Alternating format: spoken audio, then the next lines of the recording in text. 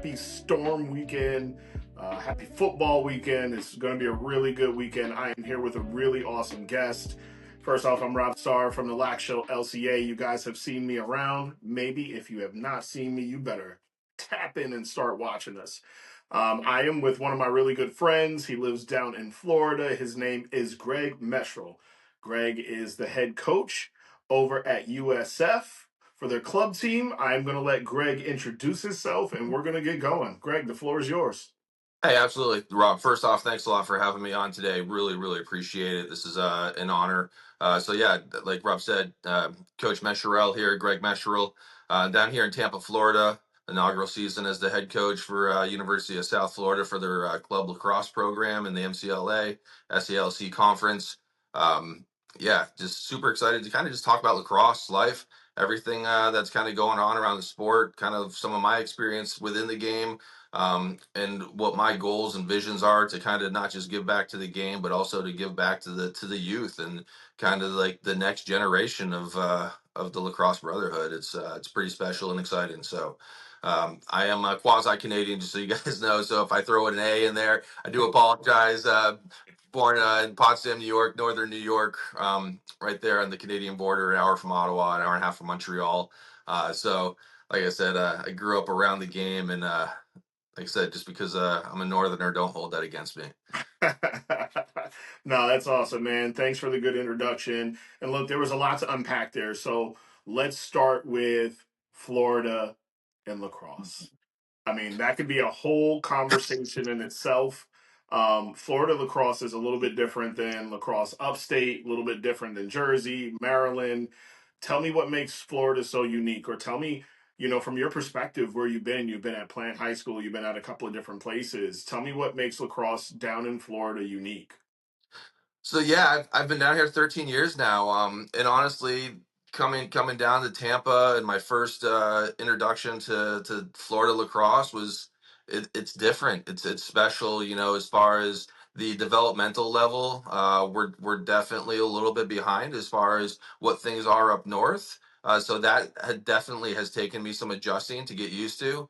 But I will say one thing about Florida lacrosse is athletes. We have some of the best athletes down here. And that's what makes the game a little bit different as far as you're seeing more speed, more kind of just physical play Yep. as opposed to that lacrosse IQ. Every single day it is a struggle for me when I'm on the field with Florida players as far as lacrosse IQ, something that you and I, Rob, were ingrained to us when we were in fourth, fifth grade, stuff that we should know, those basic fundamentals. Yeah. We know it, right? Like Yeah. we should, and then sometimes when you have to explain to a high schooler, what it means to create space and those little conceptual things, Mhm. that's kind of what makes it hard about Florida lacrosse. But I will say the sport is absolutely like exploding down here. As far as just from what I've seen in the past decade, Yeah. leaps and bounds, new programs, and yeah, it's getting super super competitive and in a great place for people up north that want to continue their lacrosse journey. Don't throw shade on the South because the game's changing down here, and there's a lot of opportunity. So that's what's really exciting. No, I love that. I think the biggest things that, you kind of touched on was, you know, speaking to kids or speaking to whoever you're coaching and trying to get them to understand all the fundies. There's a lot that comes with the fundies. Like you can say create space in lacrosse conceptually might not be the same thing as create space in basketball, Hmm. football. Hockey is big down there too. I've seen a lot of people playing. I mean, so explaining all of that stuff soup to nuts, you really have to start at the bottom and really work them up, man. And then it gets difficult because once you get them to a good place, maybe they're moving out of your program, maybe they're aging out, or they're going to college, or the kids who are in college are graduating finally right when you get them where they want to be. Um, Look, I think I think you also touched on another good point about having some athletes down there and having some dogs. You guys literally look lacrosse is mercurial, right? I feel like it's really on the rise still down there. but I feel at some point it's going to get oversaturated, and then the market is going to start to kind of level out, and then the growth down there. Do you believe it's more on the guy side or the lady side? What are we looking at? Uh, Both men's and women's lacrosse, That's awesome. youth boys and girls, definitely growing. It's across the board, full spectrum. Um, Nice. and as far as competitiveness, there are, some elite, club programs. We're not even going to talk about the whole club system because I don't have time for that. I think club challenges here are the same as they are up north. Everyone, Right. oh, come play for the elite club. Yep. Okay, yeah. Well, what makes you the elite club? Where's the proof in the pudding? What are you doing for your players to make it an elite program? Is Right. it just about the competition that you're going to be playing again, Yep. or for myself, like I definitely will say I am a little bit of old school lacrosse. Mhm. Especially with growing up, next to the reservation at Akwesasne, Yep. up north, and just seeing what the true heritage and roots of the game are. Mhm. There's an elite program could be a program where you're having kids and they're playing rec level lacrosse, but they're developing not only as lacrosse players, but they're also developing as young kids to young men and adults. You know what I mean? Yeah. So what what is the definition of elite, right? Yeah. So Yep. that's Yep. that's kind of one of the things. But yeah, the game growth, both sides, men and women. So it's exciting to see. I love that. No, that sounds awesome, man. Because I am, as you know, I'm more heavily on the women's side now, as opposed to the men's side. I started off on the men's side, and then kind of found a good niche on the women's side. And I see and have been able to interact with a lot of the professional players and the top players in the country. And they're always on the circuit of going down to Florida or these different places in the South to be able to do clinics and to do these classes and teach people. And I mean, I think that's one of the biggest parts or best parts of lacrosse is people giving back or people actually coming to your area and being able to show you that, no, this is real. It's not just on TV. I know the Thompsons had done that years back, going down to Florida. I've seen them on their circuit. There's a lot of other people who are down there. There's a lot of transplants who are down in Florida as well. So look, man, I mean, you guys are cranking out some top talent. You're cranking out Division 1, 2, and 3 top talent coming out of Florida. You hear names and you hear the names like Ponte Vedra and all these other schools, and it's like okay, I've seen them play, and it's just like playing up north. Honestly, I think the talent level is pretty comparable right now. If you get a team that's a middle of the pack team in one of the top conferences in high school here to play against one of your teams that's in the same place, I think they'll be pretty evenly matched, and people will be surprised. Same thing with Colorado. Same thing with some of these places out west that lacrosse is really starting to spread to. So college, man, you went from high school ball, you coached some club ball, and now college. How did this opportunity come up? Yeah, it was wild. Be honest with you.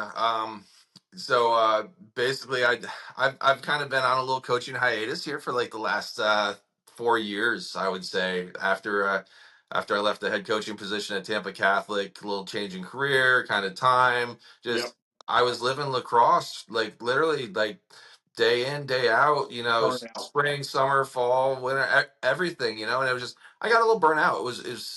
It was sad. I didn't realize kind of what that felt like because I've never been burnt out with something before in my life, and it came to me kind of a little bit at a later age. Right. But no, I had an opportunity. Had a friend reach out to me and say, "Hey, just want to let you know, USF they're looking for a new coaching staff."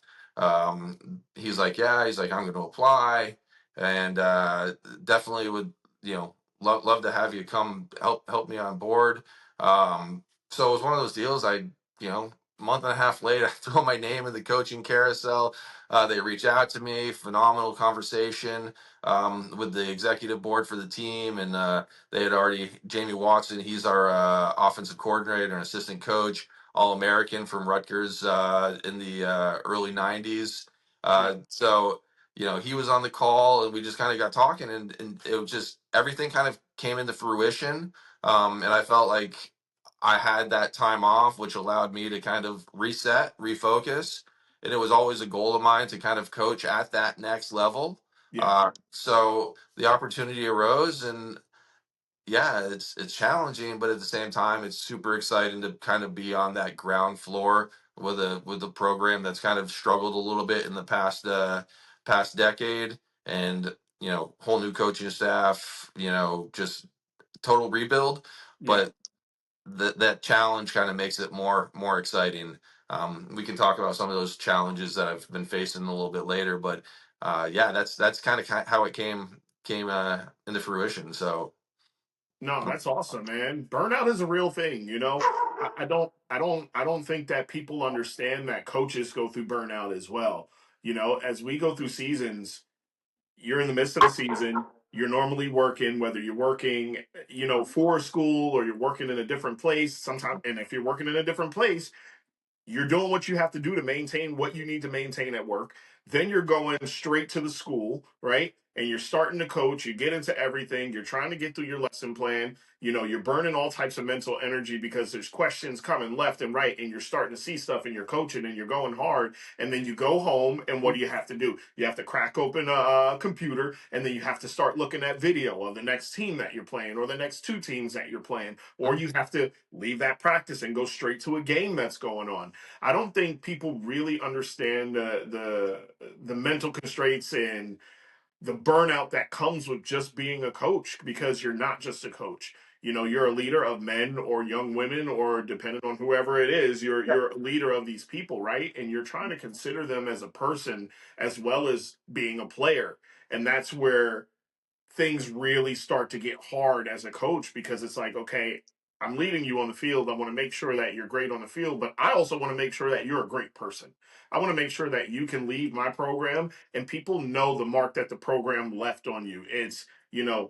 Every person is a leader. It's not just the captain is a leader. Every single person is a leader. You have to find what leadership qualities you have or what you bring to the table and how you're going to lead, or you have to foster that in some of these kids, right? Or, I mean, you literally will get kids who feel like they've never been a leader in their life, and you put something on them and they're like, oh my God, I don't know what to do. They're wide-eyed, and they're like, help. I yeah, need the help. And some don't like to ask for help. Like, it's a big to do, man. So no, congratulations on getting that head coaching job. I know you always wanted to move up, and I'm happy that you kind of got clear mental space to be able to move into that position, and you didn't just hop from one thing into the next. And because that burnout, it really affects everything, man. It can affect family life, it can affect work, and it just leaks into everything, man. So super happy to hear that for you. So, looking at your team right now, have you had chances to interact with them, see them on the field? I've seen, and I followed you guys on Instagram, so I've seen some of the things that are coming out of down there. Looks super cool, the stuff you guys have going on. What's the team looking like? yeah. The team, yeah, we have what's it- we got everything you could ask for on the team. We got chaos, we got mayhem, we got speed, we got grit. It's numbers are a little light right now, but Yeah, honestly, that comes from the previous culture. sure. I think that's the biggest thing right now, as far as it's all about rebuilding the culture of the team.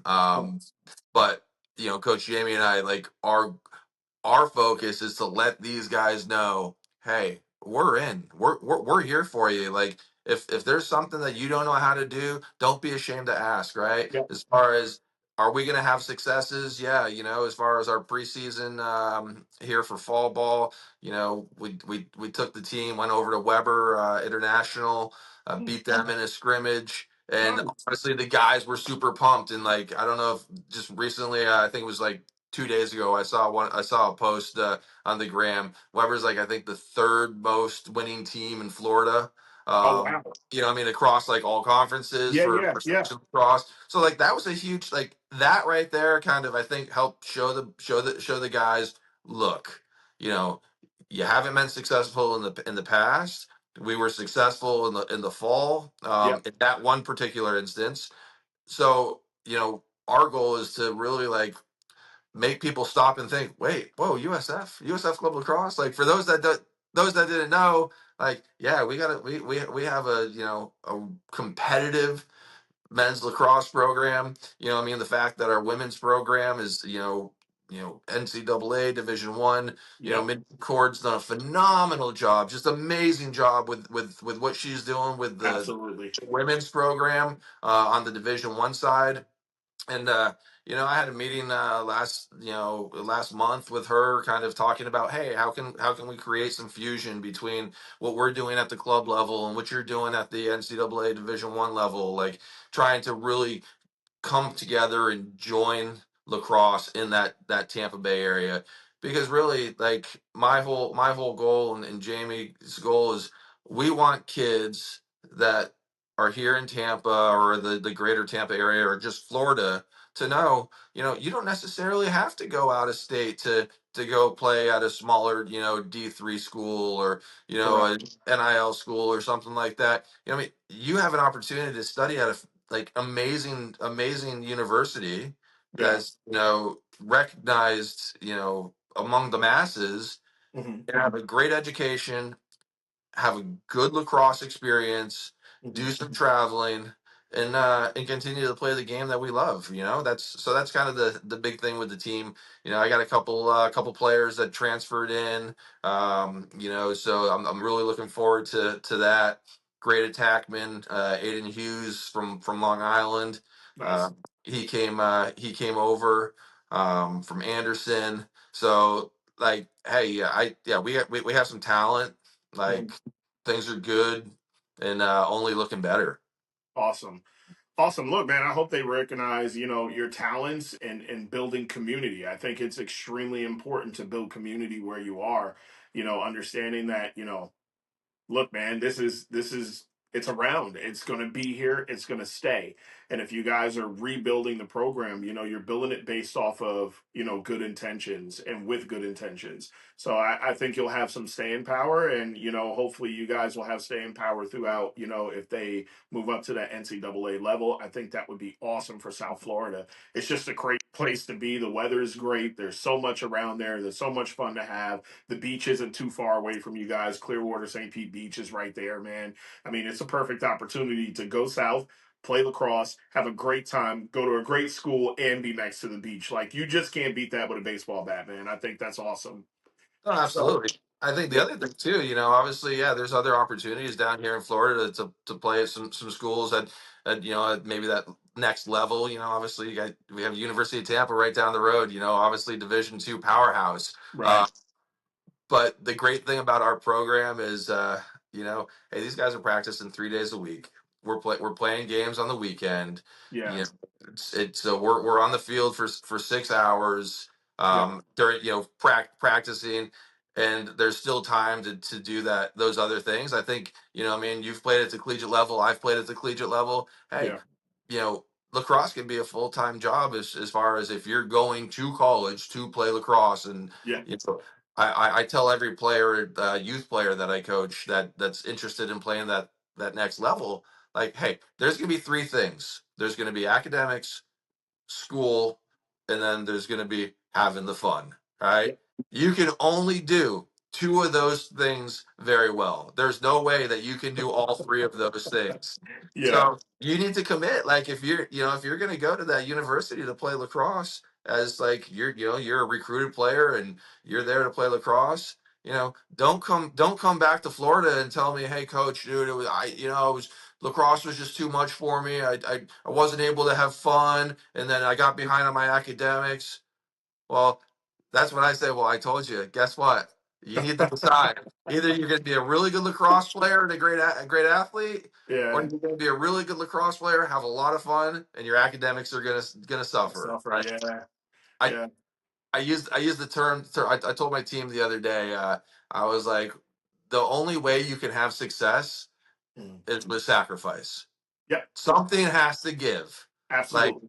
like that is the biggest thing. So yeah, there's gonna be times when you are gonna want to be, what I mean, out at that party, or what I mean, for those that are 21 and of legal age to drink, out at the bar. You know what I Yep, mean? yep. Like, there's yeah, that's all great, fine and dandy, but at the same time, there's going to be times where you have to put your team first, sacrifice those 12-ounce curls, and and kind of come together and make everyone better around you, Yeah. because it's a whole lot better have celebrating those successes after a win Yep. and kind of drowning sorrows after a tough loss because everyone wasn't on the same page because you didn't put the time in on the field. Yeah, definitely. Look, man, people talk about work life balance for us as adults. And look, if you just like you said, if you want to be successful, there's truly no thing as work life balance, right? I try to tell my team at work, I want them to stay as balanced as they can. But I know if I want to be successful, I have to put in the time. And just like you said, it's a sacrifice of something. It's a sacrifice of time. It's a sacrifice of, humility. Okay, there's something that I don't know that I need to learn to move to the next level. I'm going to be humble about it. I'm going to learn it and I'm going to move, but it requires time. There's no true balance, man. It's difficult. If you go to college and you want to be a great lacrosse player, hopefully you're smart enough to keep your grades up and, you have all the different avenues that they offer you, like tutoring and different things like that. Yeah, take advantage of that stuff because that's going to help you. But if you're going full board for lacrosse, it's going to require the sacrifice. There's other kids who are out there who are shooting after practice, before practice. They're waking up to go to the gym a little bit earlier than you in the morning. Everybody has the team lift, but they're there before the team lift, and you see them sweating. That's it's just like the story with Kobe Bryant and what's his name? Oh my God, I forget who was in the gym with him. But Kobe told dude to meet him early in the gym because they had practice later in the day. So guy comes to the gym, it's like 5 a.m., 6 a.m. Kobe's already there, full sweat, drenched, right? Kobe had been playing for like 2, 3 hours before this guy even got there. Then they start playing, and the dude thought that he was going to be putting up shots for Kobe. No, he was playing defense on Kobe for like 3 hours. And then they had a USA tryout, like right after, man. Like this is the level of this is the level of insanity that you have to go after some of your goals, man. If you want to be the best, it's really a grind and there's no balance at all. Just like you're saying, you can be really good at one or two things. If you're spreading it out over two, three, four, or five, it's going to be a failure because you have to buckle down on a couple of those things. But look, I have a question for you. In terms of what you're looking for from a student athlete, what are you looking for if you got to go out and build your perfect person to come onto your team? What are you looking for? That's a great question, Rob. Geez, you didn't prep me for that one. So the perfect student athlete, I am going to say, is someone that comes into the program that is willing to not just put in the work, Okay, but is also willing to be a good teammate. And nice, someone that's also that's willing to take accountability for their actions. love it. So when they do have a downfall, or there is an issue that they have in their life that they have to deal with, to Hmm. be able to buck up and have like the integrity to say, hey coach, I'm really struggling with this. What are some tools that you can provide that can either a help me with Yeah, this, or b, have you ever experienced this in the past, to help me get through that. So love it. I think humility is kind of one of the biggest things. Obviously we see some phenomenal athletes in the top limelight. I think we can both agree some are very, very humble, Yeah, and some aren't. And right. those that aren't, sometimes they get a little bit of negative stigma with against them. You know what I mean? Okay. Yeah, Um, and I think that's the biggest thing. Being able to, yeah, being willing to put in the work, being accountable for your actions, and being a good teammate. love it. I love that. I gotta say, and when it comes to the student athletes or people that I'm looking for, I want them fat. FAT. Faithful, available, teachable. If you give me those three things, I can rock with you. We can make it happen. We can make it do what it do. Yeah. So with that, knowing you and the people who don't know you, you're a very good leader of men. That is not an easy thing to come by. That's not something that's just innate inside of you that just comes out every once in a while. It's like, okay, I'm going to be a great leader. Hey, how you guys doing? No, this is something that's very intentional. It's intentional in conversation. It's intentional in your actions. You know, how can somebody who's coming up behind you, let's say another coach, we're talking about building community, right? We're talking about that Florida, that Tampa area. We're talking about building that community. If there's a coach who's on the come up and they're fresh out of college, they went somewhere, D1 school, D2 school, who cares? It doesn't matter where they went. They know the X's and O's, but they just don't have the Joes. So how do they get to the level where they can start to connect with their guys? I think the number one thing Hmm. is take everything that you've done in your past life, and sometimes you need to just be able to throw that out the door, Yeah. because it doesn't matter what I've done in the past. Hmm. It's what do I want to accomplish in the future, Love it. and how am I going to do that? Because typically, the old cliche, no one typically remembers your successes, but they always remember that one dumb thing you did Absolutely. dis- that disappointed everyone. So, Absolutely. like, yeah, that's great. You could have been a Division 1 All American. You could have been the best teammate at the party. But guess what? That doesn't necessarily translate into you being able to coach. I mean, young men, young women, Sure.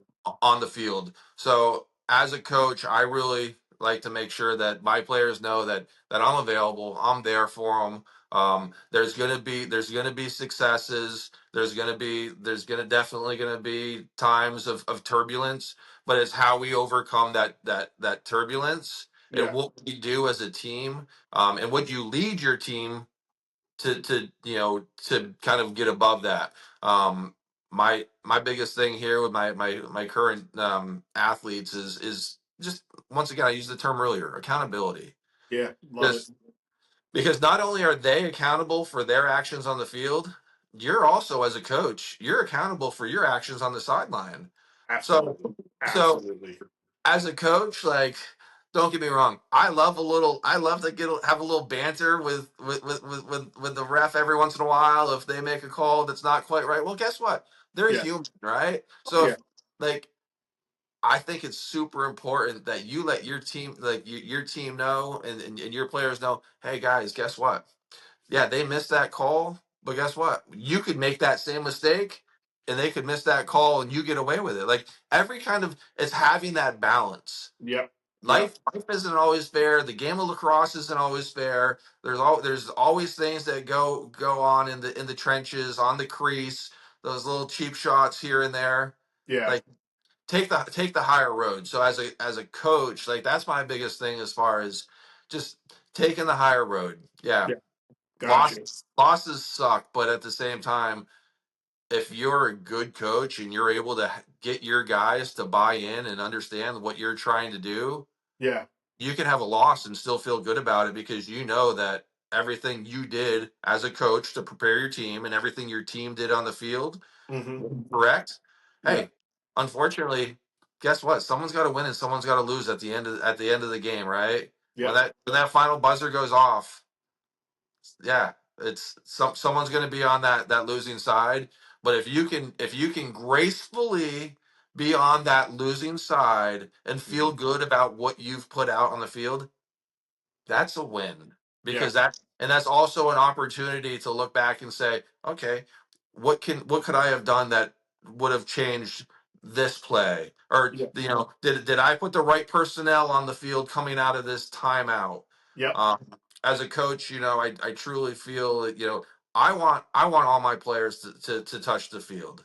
Hmm. And knowing, and everyone on the team needs to know, there's going to be circumstances when we're in a critical situation. You got to put your people on the right You got people on the field. those key players are going to be on the field, and they have to have the support of who's on the sideline. Yep. So rallying those troops to support who's on the field. So, next man up mentality, yeah, definitely. But as a coach, putting your players in a position to understand, the harder they work, the more successes they have. The more successes they have as individuals is going to be more successes we have as a team and as a unit. Yeah. Look, I'm a true proponent of putting people in those situations in practice, because practicing those situations is it it decreases the pressure, right? There's a lot of pressure when you get in a tight situation, you're tied, it's 5-5, you have 2 minutes left in the fourth, right? And you have the ball. What are Mhm. we doing right now? Who's getting nervous? Who's getting sweaty? Whose underarms are getting sweaty? Yeah. Who's got the shakes? You can see it in people's face if they're ready for the moment. And my biggest thing is, how do you prepare for the moment? You put people in the moment. We're practicing these opportunities all the time. I'm giving you 2 minute. It's just like football, 2 minute drill, right? It's the Mhm. same thing in lacrosse. I'm going to give you 2 minutes, fourth quarter, and this is what we're doing. We need to win the game. We're in a real live situation here, boys, and this is what we're going after. Or ladies, we're in the same situation right now. We know that they're sliding heavy to our ball carrier. Okay, so we're going to put our ball carrier 2 passes from the ball, and it's going Mhm. to confuse the heck out of everybody because now it's, oh my god, what's going on? Need to start with the ball. What's going on? Where we go? Like, Yeah, the best player doesn't have the ball. What do I do, coach? Okay, well, I'm staring at her, but you didn't know we have 2 or 3 other people on the team that can cook. yeah. So, guess what? You guys are going to have to play now because I know you only have 2 really good defenders and not 3 really good defenders, and I've drawn your really good defenders out of the play. Now we're going to work. We're going to see what you guys have. Look, you're a defensive guy, right? Yeah. Yeah. So, I mean, in terms of getting kids who are raw, maybe you get some kids who are raw, maybe you get some kids with really good experience. Like you said, you have pretty much have a melting pot. Defense is always the second thing to come along. Offense can click pretty easily because it's catch the ball, shoot the ball, catch the ball, pass the ball. I move here, you move there. I get it. Offense can be a lot more intricate. Anybody who's listening, I am an offensive guy, and I get it. We can talk about that at nauseum. But if you're a head coach of a team, you normally see your defense comes along a little later than your offense. Mhm. How do you deal with that at the collegiate level? Because I mean, this is something where immediately you need these guys to be able to, okay, you got to catch it and you got to catch it quick because we got to fly with it if you guys want to contest. Yeah, as far as the just on the defensive side, you're saying just how Yeah, yeah and I want to touch that point, but give me 2 seconds to kind of circle back what you talked to about those that about practice and setting the most tone. definitely. Most definitely. I just want to put this out. So I'm former military, spent 7 years in the Navy, intelligence specialist. Thank you for your Um, service. no, absolutely. It was my honor. Thank you for the opportunity to be able to serve you. So honestly, my biggest thing and what I'm trying to instill as far as when it comes to practice, coaches, anyone who's listening to this, Yeah. take a look at practice and just take a look at what's going on like at a greater level. Kind of I'm just gonna talk about the military here. Yeah, absolutely. They're not called war games for nothing. We don't, you know, the military, the elite forces, SEALs, Delta Force, Green Berets. Guess Yeah. what? They're not day in and day out going through exercises half-heartedly to try to just pass the time just in case a moment arises. You need Correct. to look at practice as kind of as a battle in a way. We practice how we play, yes, but you know what? We practice for that battle when it comes to the game. We need to go into that war. I know war is a strong word, but we No, need I'm to with you. we need to enter that war not just physically, but mentally, and knowing that it doesn't matter who's on the other side of the field. Hmm. Like, guess what? Everyone needs to know, like, hey, this isn't a big deal because we're ready for this. This is what we live Monday through Friday to get ready for that Saturday or Sunday, right? It's Yep. nothing new. Like, I love walking out to a game where every player is walking out 2 lines, shoulder to shoulder, sticks in that outside hand, perfectly paired off. Like, as far as when it comes to warm up, everything is cl- pristine, right? Yep. Everything's, bags are lined up on the sidelines. Yeah, okay. Does it take somewhere to get there? Yeah, it does. It Yep. actually takes practice to get to that point just to I to love be it. able to go out for a game. How many times have you told players, "Hey, 2 lines," and you got 5 lines, guys, wimp girls, all staggered. You know what I mean? Until you can do those little teeny things, those little things. You ask any of my players, what's the number one thing? What's the term coach says Uh most during practice? What They're are gonna they? say coach is always talking the little things, guys, the little things. It's Because true. if we can't do those little things correct, then how are we gonna progress and do the big things? It's as Correct. simple as a two-hand ground ball, right? Yep. If you can't properly pick up a ground ball with two hands, do you think you have the right to go and try to pick up a one-handed ground ball? No. Because guess what? There's definitely times when that one-handed ground ball may be the correct play, Yeah. but the players that are going to be able to do that are the Yep. players that have earned that right. So it doesn't matter if you're that top star player on the team or you're that first year player at any level. Everyone needs to start on that same on you know I mean on the same playing field Yep. and then kind of grow from there. So I just kind of wanted to touch base on that as far as how to build success. I love it. You need to prepare for game day during the week at that top level. All Yep. right. It's not Yep. we're not practicing, we're training. We're Yep. training and putting ourselves in the position to be where we need to be when that battle comes. Um, but yeah, so defensively, sorry, I Yeah. didn't mean to go on that tangent. No, that's fine, man. I thought that was a great answer. Look, I think the little things are some of the most important things that you can do. Just like you said, they're the basis of everything that you're doing. If you don't have your fundies down, you're not going to be able to shoot behind the back. You're not going to be able to pass behind the back. You're not going to be able to shoot low to high or whatever, or throw a rap check with a deep hole. Like there's things that you can't do if you don't know your fundies. And you Yeah, talking about putting the effort into the little things like lining up on the field, having two lines, having the sticks in your outside hand, doing the right things, being in lockstep with the guy who's right next to you.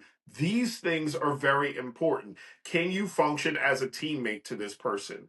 And I hmm think the thing that we didn't touch on, or maybe we just innately know it, is look, as coaches, we're putting ourselves through that 2 minute drill as well. It's not just the team that we're throwing out there and saying, okay, you guys function under this 2 minute. No, it's I need to know who the correct person is to have the ball at the correct time, just like we kind of talked about before. If my major players drop 4 goals already and they're heavy to the ball on that person, I know that I need to put that person 2 passes away, because 2 passes away is a double slide. And more often than none, that second slide is coming slow, yeah, right? absolutely. So, Yeah, I mean, we have to know these things as well. So we're putting ourselves under the same pressure that we're putting the team under. They may not see that. They just see it as we're in the middle of practice, we're in the middle of 2 minute. How are we going to get out of this situation being a winner, whether it's defense or offense? And you're looking at it as this is a chess game. We've been playing chess all day long, yep, but now it's time for me to take the head off the queen. yeah. It's time for me to toss the king off the table. How am I going to attain that? And yeah, no, I think the prep and the little things for coaches as well. Look, any new coaches who are coming up in the ranks, anybody who's down in Tampa that'll listen to this, or Florida or anywhere at large, and you're a new coach, the little things matter. They're going to matter for you as a coach. They're going to matter for your team. Do not lose sight of the little things. Coach stresses this with his team for a reason, and I guarantee you his team is going to be successful because he's doing the little things right and he's arranging these things early so that it doesn't have to be at the end of the season, yo, getting 2 lines. It's Yep. no, boys, whoever the captain is going to turn around and say, you guys know what the deal is. I, Mhm. if coach has to say it, we all have a problem. So it's going to get to that point and it's going to spread, which is awesome, man. I'm happy to hear that.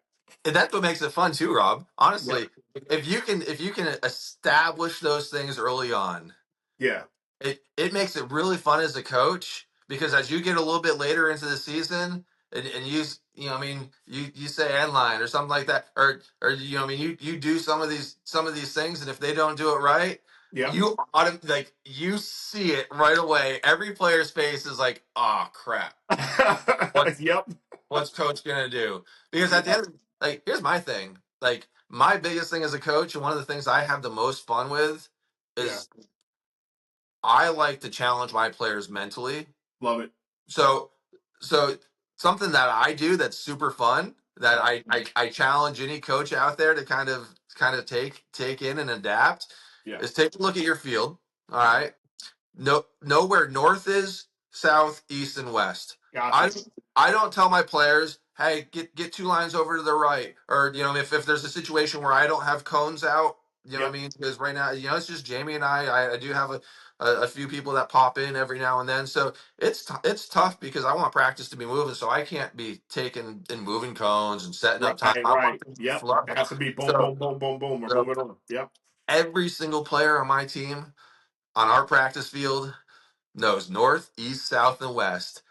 And I direct all my drills Yep. in a manner where, hey, we're gonna pass east to west on the north side of the field. Yep. So so they know automatically the paradigm of that environment. They all Yep. shift to the north side of the field. Ball's going east and west. Awesome. And the thing is, it sounds like it to you and to everyone else out there. You may say, "Coach, you're stupid.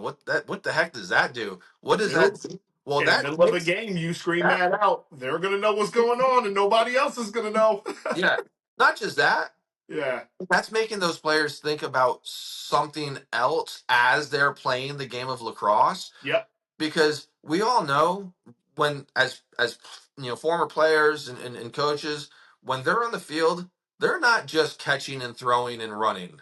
Correct. There's so many more things going on, and if Correct. they can adapt and train their mind mentally to be able Uh-huh. to think about these other things Yep. and be able to perform, be able to catch and do those things while they're thinking about those things. Just think how you as an offensive guy, just think how that's going to work as far as when you have a player that's off ball that knows, like, okay, I need to be over here. They're thinking about that, but then someone throws a skip pass. Guess what?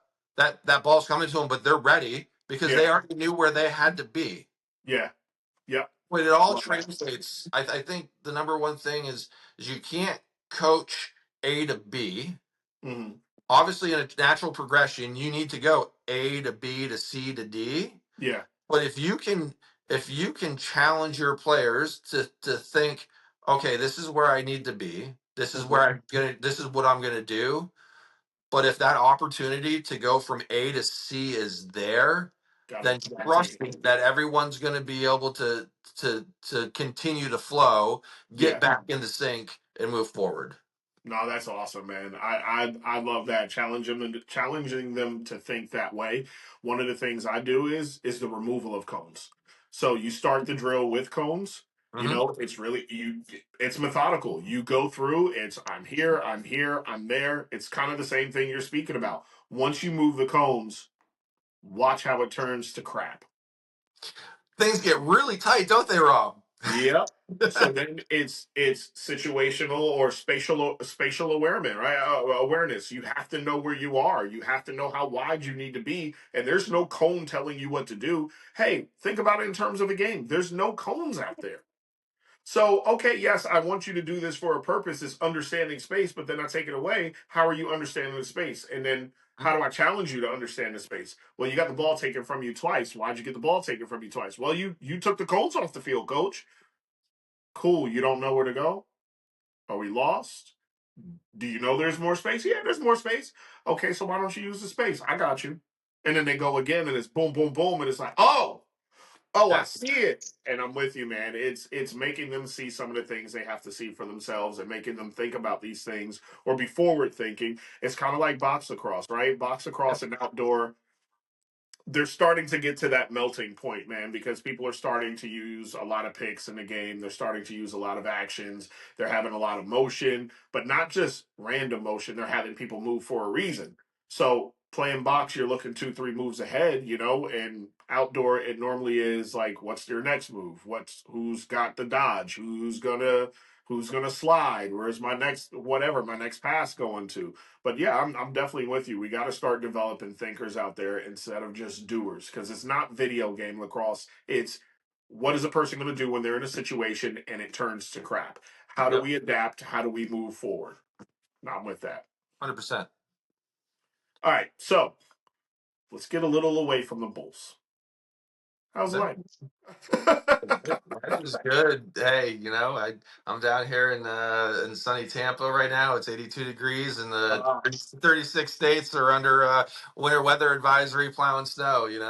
yeah, Hey, no, cracks aside about the weather because it does get pretty darn hot down here in the summer. uh, No, yeah, life is good. Like, honestly, Rob, I feel. myself, I'm personally, truly blessed to be put in the opportunity to coach this program, and not just coach this program, but be back on the field, kind of, around the game, around these young men, and being able to kind of just lead by example. Yeah. Uh, as far as I know, I'm a man of faith, and just Yeah. kind of being able to understand, what the Lord's given me and kind of what He's put me here for. I feel that I'm doing it right now. You know what I I love mean? it. Yeah. I not only do I want to be a disciple for His name, but at the Yeah. same time, I want to be able to just be a good role model. Yeah. I think that's kind of one of the things, Rob. Where it's 2026. There's a lot of things in the world climate right now. You know what I mean? Yeah. And I think the biggest thing is being open to hear the other side. Yeah. Because Sure. if you don't know, if you don't know what that other side is thinking, or what that player is thinking, and it's not just the other side. I'm just saying, as far as being, listen to listen to your players, like, kind of, what are they thinking. So, it goes on the field as a coach, in the in the office space, Yeah. knowing what's going on, and then, in your home, Yeah. listen, having Definitely. those conversations with your wife, or your spouse or significant other, understanding that, hey, what happened to the old homage of just saying, hey, how was your day? I love it, man. Like, Yeah.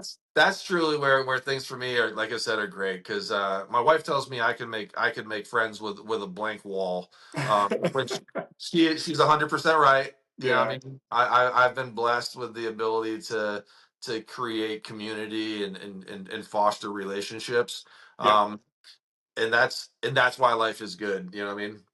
I Yeah. got two amazing dogs. Live the Jeep life. Uh, You always I out with these Jeeps, man. Oh, don't even get me started. Hey, if you Uh-oh. drive a Jeep out there, it's okay. Just, you can throw the money at it. It's fun, because when you're going down the road, you're looking Don't good. listen to them. And if you're like me, who has a Jeep that spends more time on a trailer going out of state to play in the rocks, and in the mountains, you know what? Hey, sometimes you win, sometimes you don't. And when you don't, you gotta just break that wall back out when you. Yeah. So, I love that, man. It's look, just like you stated, there's a lot of fractured community with what's going on in the world and the climate of what's going on, man. And you building community now is extremely commendable.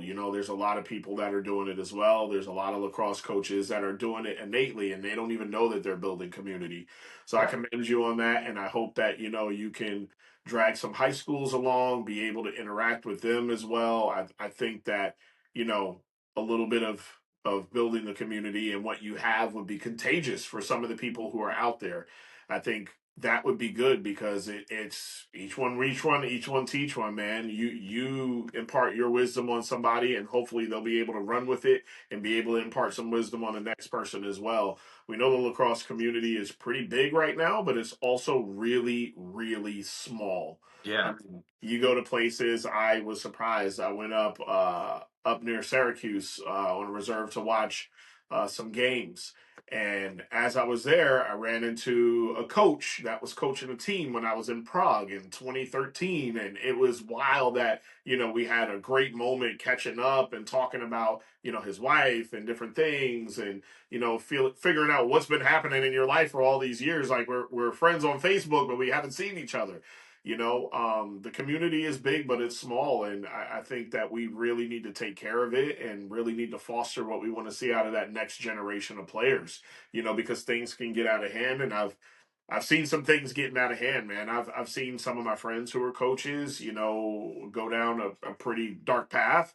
I got one that's, an acquaintance right now that's going through some stuff with his team and it's sad to see, but if we were building community and building those bridges towards our kids, and just like you said, listening to our kids and their experiences and what's coming along, I think that changes people's perspective and gives them a little bit of that. that good middle ground where it's like, okay, I can meet you in the middle on this and really truly understand where you are and maybe even help you out of some of this, It's going to or help you out for sure. Not to cut you off, yeah, Rob. But if you're listening to your players and asking them the right questions, and please don't be afraid to ask a tough question. I think you know, hey, I'm in my mid later 40s. Back in the day, things were real. oh Like yeah, oh yeah, as far as like kids were kids. There was disputes got handled a different way than they get handled now. oh But yeah, at the end of the day, ask those tough questions because I think not only is it going to have your players are going to open up to you in a way that's going to give you the ability to help them better and help guide them through the situation, yeah, but as a coach, if I can understand what's truly going on with my players, then that's going to help me not just build them like as players and individuals, but that's also going to help tailor the environment and bring everyone together because we don't know what's going on the other 22 hours, the other 21 hours of these absolutely, guys life. and if you absolutely, and if you put yourself out there and you try to become involved, and nothing better than having a player reach out to you after hours and say, hey coach, just want to ask you something, I'm kind of going through this, can you help me out? If you didn't ask those questions and allow them to trust you, then they're not going to reach out and ask you. yeah, Okay. And if yeah, you don't have players reaching out to ask you, well, we as coaches, we don't know where they're getting their advice from. We yeah, don't, we don't know yeah, who they're reaching out to. yeah, We don't know what they're being told. yeah, So if we can put it upon ourselves to kind of, you know, foster those relationships with our players to build that trust, we may just be able to impact that one player that makes a decision in the right direction, and then instead of taking that slippery path that leads them astray. So yeah, that's really kind of the biggest thing. Yeah, that's huge. And obviously, you talk about the lacrosse community being small. Just so everyone knows, I coached Rob at St. Benedict's for a season when he was in high school in Newark, man, New Jersey. I was in corporate America doing some banking with a big name, and I was like, hey, can I do some community service? And right across the street was St. Benedict's, and I had the yeah, opportunity to work some split shifts and go coach and then go back to work. So here I am. I'm coaching Rob when he was young, and then like what was it, 15 years later, Rob? yeah, We're playing. yeah. I step on the field playing some men's league lacrosse. I was like, he's like, wait a second, coach. I was like, Rob, like. Yeah, man. Yeah, it was absolutely crazy, and just so yeah, that small lacrosse community, you never know when you're gonna run into somebody down the road, and just have those conversations with others, and hey, what happens now, you don't know how it's going to affect you 10, 15 years down the road from now. And also what you do on the field, you don't know who's out there and who's seeing it, right? Yeah, You absolutely. that's the biggest thing. You can be coaching a team, and you're at a travel tournament or something like that, you're coaching a team and you're doing the right thing, you're saying the right thing, you're talking to the parents after the game, you know what I mean?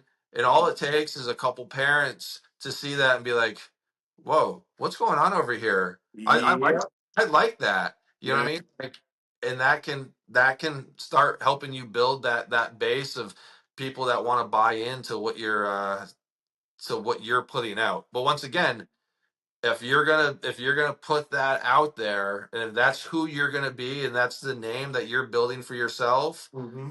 then stay true to it.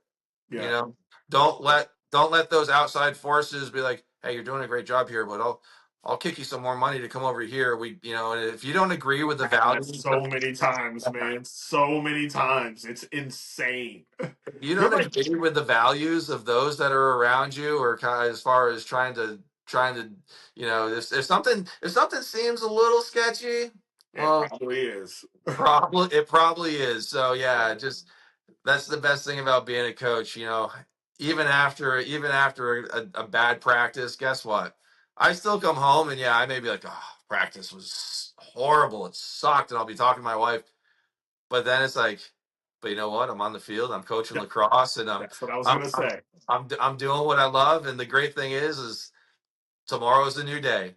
Love You it. know, Yeah. yeah. Players, we'll go into halftime sometimes, and this is just kind of me through the years of all my coaching, and players will be like, "All right, coach, we're good." You know what I mean? It's 8-3. We're smoking them, coach. It's like, bro, it's not 8-3. It's 0-0. 0-0. It's Welcome to zero my zero. world. It's 0-0 because you don't know what they're going to come out like, and you know what? You guys could fall apart. And next thing you know, you get complacent. They start pumping goals in, and that 8-3 game Yeah. turns into a 9-9 game with a minute left, and then you got to pull a magic hat out. You know what I mean? Let me tell you something, man. I got rules. I have these little rules that we Those try little to things, really. Rob. Those little things, little rules, little things. Yo, the little rules are huge. Just like you're talking about, you come out and you're up 8-3 and you're at the half, and it's like, okay, well, we're gonna go with what we went with in the beginning of the game. And they know my rule is defense, you hold them to 0 goals for the first 2 minutes. You work like hell, you hold them to 0 goals. Offense, I need 3 goals out of you, at Hmm. least 3 shots on cage. And if you can't get 3, I need 4. You got to work as hard as you can to give me what I need for the first 2 minutes, because that's when you break another team's soul. I Yep. swear, there's club teams and things that I've coached on that, the colors were all these weird colors. And I would come to tournaments in like a black t shirt, and they would look at me and be like, yo, you don't have any of our stuff or whatever, but I'll have their hat on and I'll just be like, yeah, no, it's the other team's funeral, so I dressed up. Time to bury I you. love it. I Yo, love that's it. that's how I am. I do not play. We bury teams. If they're down, you have to bury them. You have to get this attitude where more, in a respectful manner. If you're I up was going to 21 say. to 5, like I mean, you throttle down, you move the ball around, you toss it out and make them clear the ball. They got to work too, so let them get something out of it. But no, I'm with you 100%. Yeah, that's what I love about you too, Rob. As far as you're gonna be relentless and make sure that there's success. But the great thing too is Yep, every coach that's listening, if you have a team and you go into the game and you have that mantra, and then you are relentless and you get that big lead, you know yep, what you've just done? You've given yourself a very, very easy segue to put those players that may not see the field quite as much give them the onto time. the field. Yep. Okay. And you're so not only are you going to get the W, guess what? You've put yourself in a situation where you can have players that don't see a lot of game time and Yep. put them into the game. And what's that going to do? That's going to develop them and make them better players because Build they're going that to see things confidence. in the game and Yep. and get those confidences and be able to do those things that they may not be able to do in practice because they're getting a different look. I And it's love going it. to also give you a better opportunity to say, oh, wait, wow, he just did that. I've never seen him do that in practice before. I didn't know he was capable of that. Yeah. Yep. And Yep. there's It that happens all talking the point time. after the game. You can tell Billy, hey, Billy, I've never seen you do that before in practice. Like, where'd that come from? Well, Yep. coach, you've never given me an opportunity. That's And then, right. and then the answer to that is, well, you haven't showed me in practice that you were able to do that. If you do that in practice and you show me in practice, then what's that going to do? That's going to give you more opportunity. So I think that's kind of the biggest thing as far as, you know, I'm a huge proponent, just like you, as far as I like to break a game down, not just by quarter, but Yep. into those segments.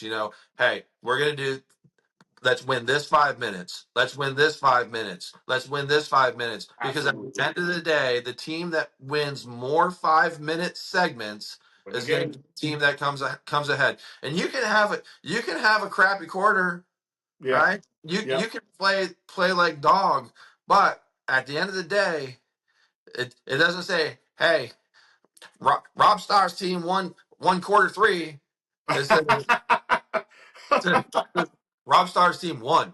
Yeah. right? Yep. You Yep. know what I I'm mean? with you. So that's the thing. Just no, playing things to fruition all the way to the end, and Yep. and and staying humble and winning with class. You Yeah. know, keep the chirping to a minimum, and you get you get those players that get on the sideline, they're excited, they're winning a big game, they may not have had experience doing that. Well, as a coach, it's also your job to manage the situation. I went to the Kent School in Connecticut, and my football coach, he would always say, when we score a touchdown, you're Yep. going to take the ball and you're going to set it down, and we're going to go off the field, because guess what?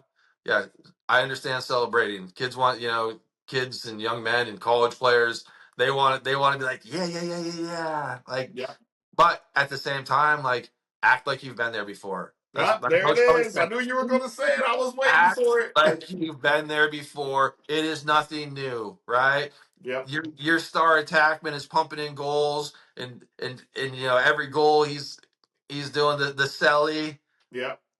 What for me as a coach, and when I'm trying to recruit someone, or if I'm watching game tape, and Yeah. I see a player that buries top corner, and you can just hear the net sing, Yep. when he just kind of turns around, kind of gives a little nod, and walks back to where he needs to be. He doesn't make Yep. a big deal about it, because guess what? That's his everyday life. That's Yeah. what he does, right? So act like you've been there before. Do it with class. I'm not saying you can't have fun. Don't Yeah. get me wrong. There's a time for fun, but 100%. Yeah. at the same time, you know, you don't know when you're going to be put in a situation, and someone's you know burying you, Little humility, man. and it's kind of like, and they're doing that to you, and it's like, and then you start talking about that other program, like, I don't believe that. Dude, what a bunch of jerks. It's like, Yep. well, well, maybe they are, but like, now you know how it feels when you do that to other teams or your I, players. I had a coach at St. Benedict's. For people who don't know about St. Benedict soccer, you can look them up. They're normally ranked number one in the nation every year. They're between one or two every single year in the nation. We had one of the soccer coaches coaching us in lacrosse, and it's funny, I just crossed paths with him a couple of weeks ago, and his name is Mr. Onion. And my introduction to him in eighth grade was, "Yes, my name is Onion, but I will make you cry."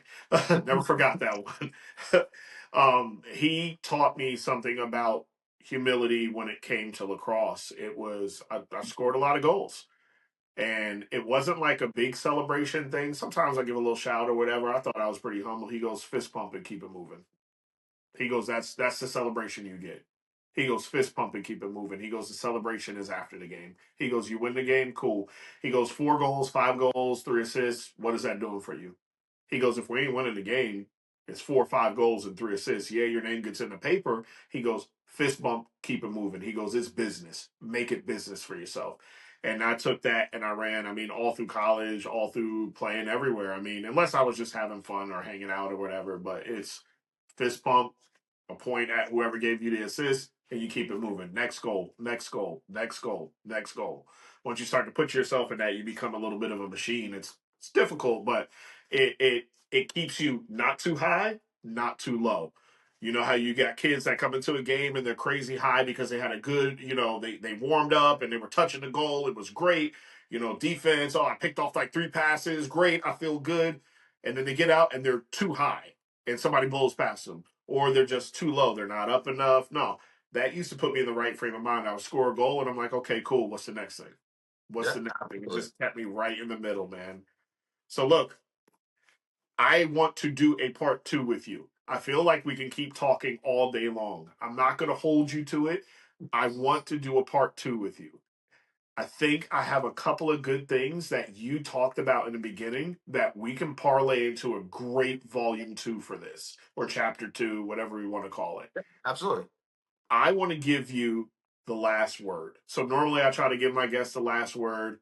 Um, Look, what do you want to say to whoever? It doesn't matter. Anybody who's going to listen to this, you're going to have a bunch of people who are going to listen in, right? I have a small amount of followers, but then I get like 2,000 views. So I know that people are watching. They might not be following. What do you want to say to anybody who gets to hear your voice? Because you've said some really impactful things today, and I think you got down to a place where I think if people truly wanted to be a good person, truly wanted to understand what it's like to be a good person, you've shown us what it's like to be a good person through how you're coaching these young men that are underneath you. So, what do you want to say to those people? Honestly, I think the biggest thing is sometimes you need to just pause. We need to be in the moment.